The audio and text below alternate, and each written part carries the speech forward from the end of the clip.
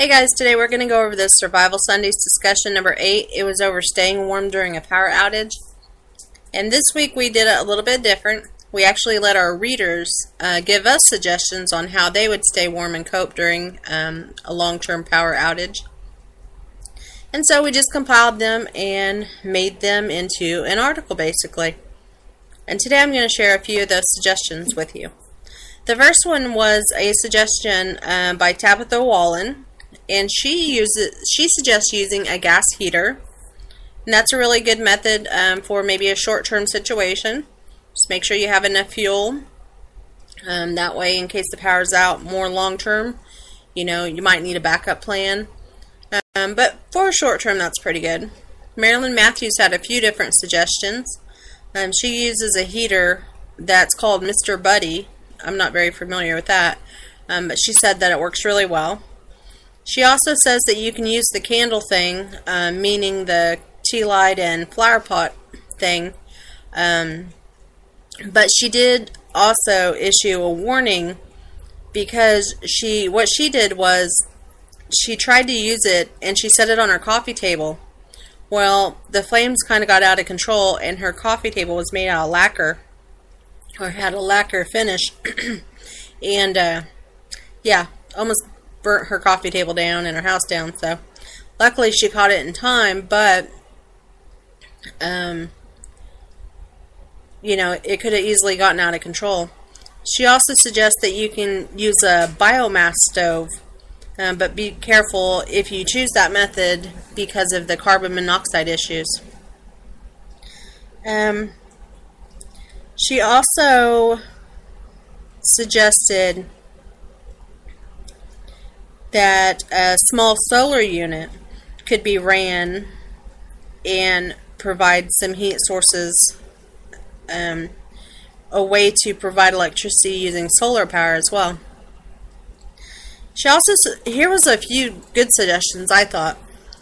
She suggested pitching a tent inside to conserve and build up body heat, and make sure that you raise the sleeping areas off the floor, putting layers of anything that will insulate between you and the floor, blankets over your doors and windows, and you could also use like the hand warmers and foot warmers and things like that. Plastic over your windows, layer clothing, and try to get, if you have indoor pets, try to have them bundle up with you, and that'll kind of help with the body heat issue. She also suggests lots of down comforters and blankets or sleeping bags, hats and gloves worn inside. Excuse me. She also suggested consume more calories to compensate, which was a really good tip. Use a solar cooker to make soups and hot water and drinks, and maybe even using Mylar blankets to line boots and layers between your clothing. Stuffing your clothes with crumpled newspaper or other fillers. And she also used perhaps using the heated rocks.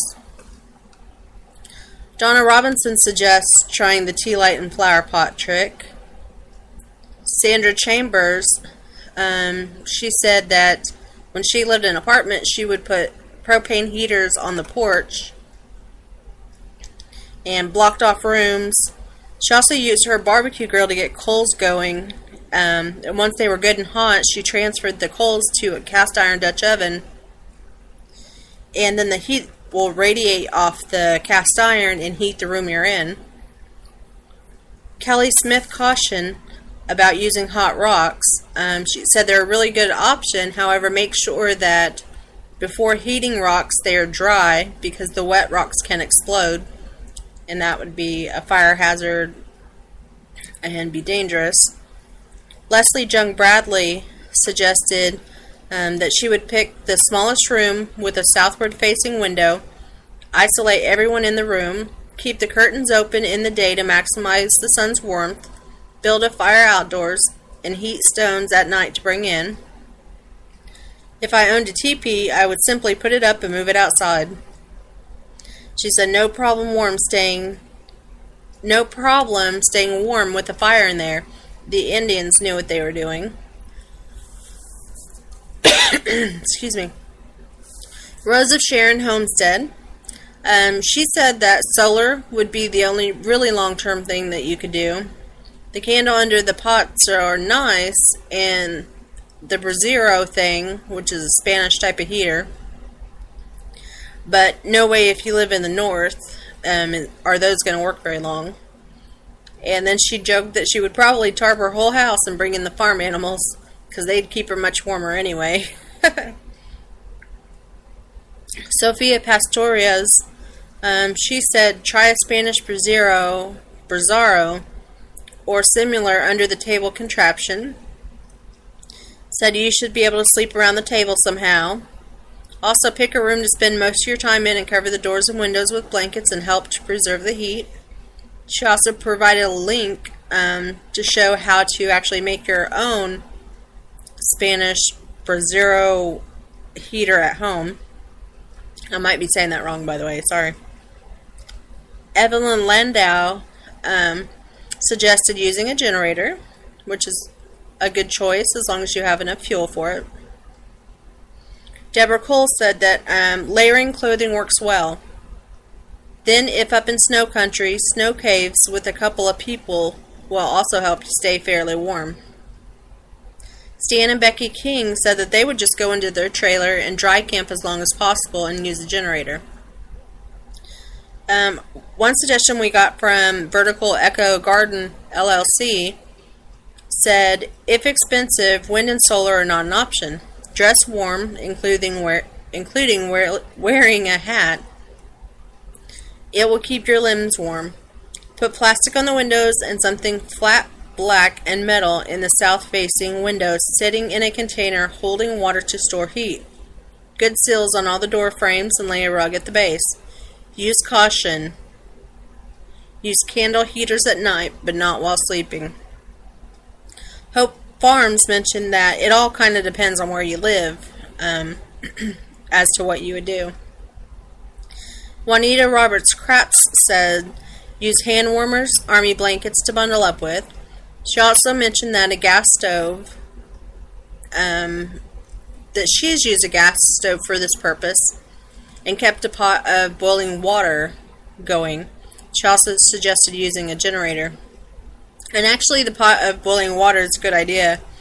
I think that it will make your house a little humid, but if you are out of power but have propane, I know for like when I'm canning, when I get the stove going and I'm boiling the water, our whole house warms up a lot, so that might be a good option as well.